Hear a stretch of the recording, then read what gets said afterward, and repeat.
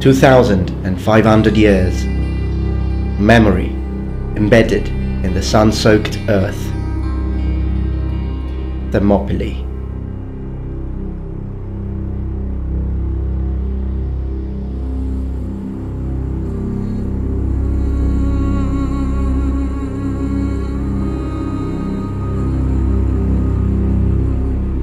I behold a scorched mound, imbued with glory.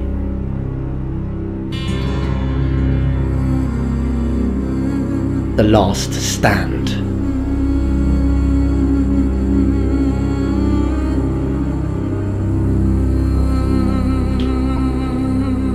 Number ones, I salute you.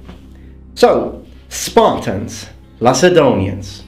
The Spartan army stood at the center of the Spartan state. Trained since early manhood, the Spartans were the offsprings of a warrior society, giving birth to one of the most feared military forces in the Greek world.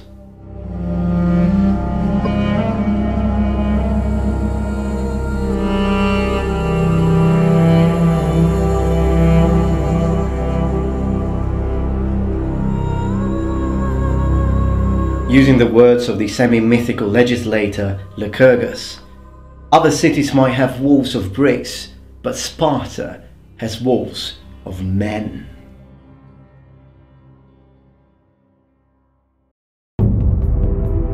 So, who were the Spartans? The ultimate specimen of a warrior, or mere illiterate muscular brutes? Okay, I think the answer lies in between, because of course when we consider Sparta we do have to take into consideration the fact that the Spartans had an intense and rigorous military training, but on the other hand the Spartans were warrior philosophers. This is the reality, or at least what we can read through the words of the ancients. So where does it come from? This idea of the Spartans being illiterate, being brutes, being completely different from what the actual historical Spartan was. Well, of course, part of it is because of Hollywood, and I've seen, of course, films such as 300 is one of these. Although we do need to take into consideration that 300 is a fantasy. I mean, you have monsters. Some of the Persians are basically orcs from the Lord of the Rings, if you think about it. So we shouldn't really expect that film to be 100% historical. But on the other hand, it does give an idea of the Spartans that does not give justice. And not only, mind you, because of the way they are portrayed being just muscular brutes basically, whereas instead they were warrior philosophers, as I said, including Leonidas, the warrior philosopher king.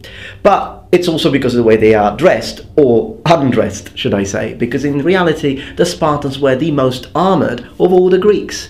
And I've actually made a video about this, if you're interested. So on this video I will only talk about the warrior philosopher concept, but I have another video, which you will find a link in the description below, of course, where I talk specifically about the sort of armor the Spartans would have worn, or at least the real historical Spartans.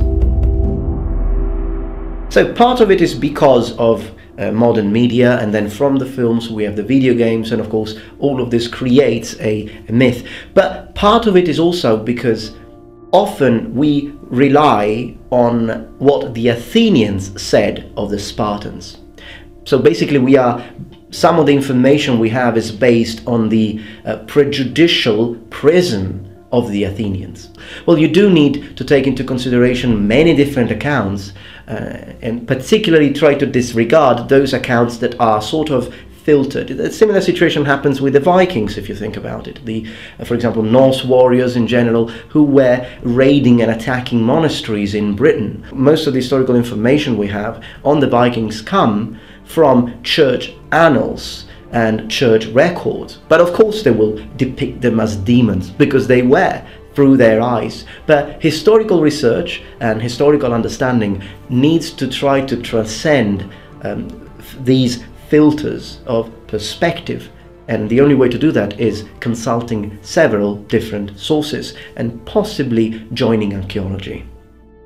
In fact, the Norse in reality they were not only raiders and plunderers, but you also had merchants and traders who just led a normal life, trading with other peoples. It's not like all Norse were warriors, and it's not like all Norse warriors were Vikings, meaning going on a Viking or a Viking, which I think is closer to the actual pronunciation. Understanding the philosophy and the mentality of the Spartans, the real Spartan culture, then the first thing we need to consider is the idea of the connection between the body, the mind, and the soul. So these are the three main elements of Spartan society. And what's interesting is that we do have some inscriptions, for example, even on the Oracle at Delphi, which tells us about the three maxims that were followed by all Spartan warriors. So let's examine these very quickly.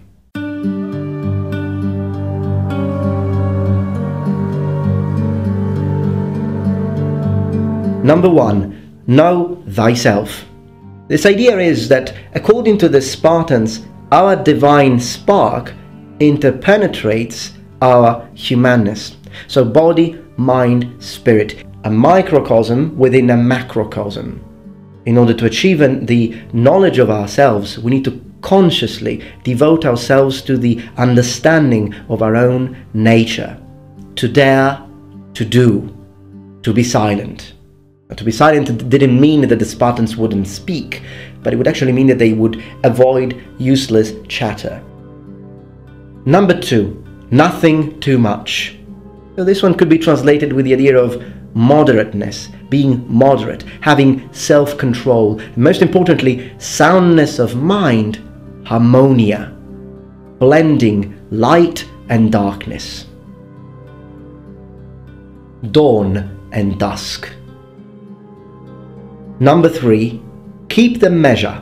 Now this can be linked to the god Apollo. So although for the Spartans definitely the god Ares or Mars would be the god of war, would be the main and most important figure, but the god Apollo was also important because he is the god of measure, science, philosophy, higher intellectual activity.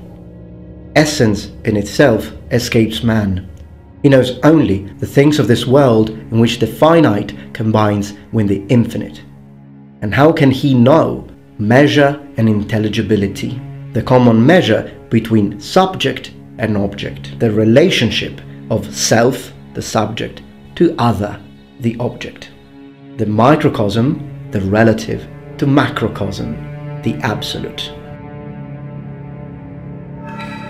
But what about war? Like the armies of the other Greek states, the Spartan army was an infantry-based army that fought using the phalanx formation. The Spartans themselves did not introduce any significant changes or technical innovation in hoplite warfare, but their constant drill and superb discipline made their phalanx much more cohesive and effective.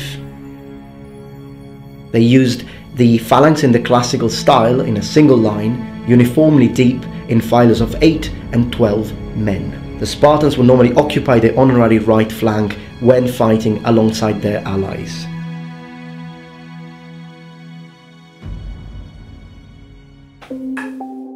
So, in all of this, where is Sparta? Sparta is the administrative capital of Laconia, also known as Lacedonia, which is a region in the southeastern part of the Peloponnese Peninsula. Laconia is bordered by Messenia to the west and Arcadia to the north, and is surrounded by the Metoan Sea, the Laconian Gulf, and the Mediterranean Sea to the south. So in all of this we have learned that according to the words of the ancients, yes, the Spartans were philosophers. They were warriors who also privileged learning and being able to understand, to use their minds, to use their intellect, both in peace and in war. As far as the words of the ancients, if you're interested and you want to learn more about this, I will leave links to blogs that you can read and so forth, that you even find and actually expand your personal research. For this video, I think that this is enough to sort of start this new concept and this new idea in the minds of people. Spartans being warrior philosophers. I hope that you liked this video, noble ones, and if you did, of course, please remember, thumbs up and subscribe to my channel for more content from the Metatron. And remember, the Metatron, to spread his wings. This is Sparta!